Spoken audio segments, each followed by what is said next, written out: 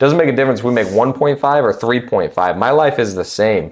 My life does not change based on that. So when you get to a certain income level, it doesn't change based on how much more you make, which is where it gets really interesting. So then it goes back to the purpose of why you're doing it.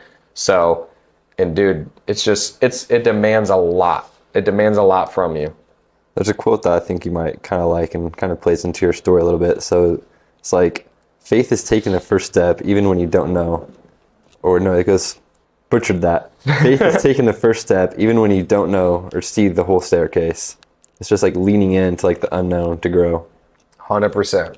Everybody wants certainty, dude. When you were first starting out this business, what was like your number one, like what was your goal for it? Yeah, so, I mean, a lot of people know that I grew up really poor. So I grew up extremely poor in foster care. Goal number one, whenever I first got into sales, make a lot of money. I thought you make 6 figures, you're freaking rich.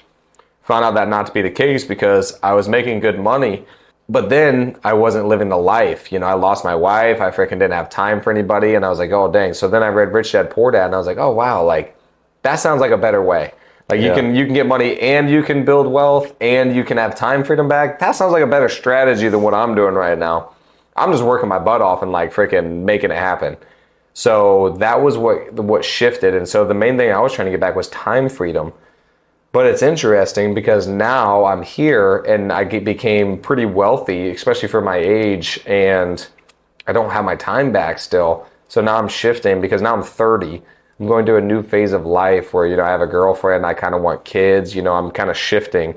So everything's kind of changing on the way that I want things to look. Before, just growing, and it was fun, and like, dude, we have a lot of fun too. Like all the guys in here, like we have a lot of fun. Like we used to play ping pong a lot. I don't play it much anymore, but we're gonna have a gym, we're gonna have a sauna. Like we're very big on growth, but also growth can be fun.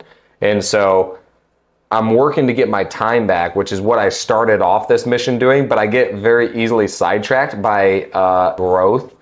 And so that's my main goal that I'm working on now, is going to be like getting my time back, because that was what I set out to do from the beginning. And I could do it now. I could just sell everything and say F, and I'm going to be a private money lender or whatever I wanted to do, just to continue to like, you know, passively make money. I could probably passively make like $500K a year.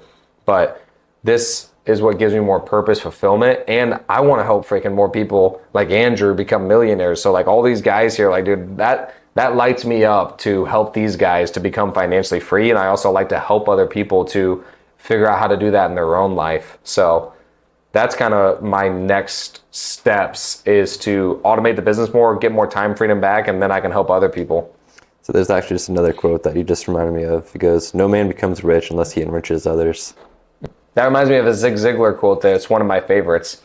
And he says, you can get anything that you want in life, you just have to help enough other people get what they want.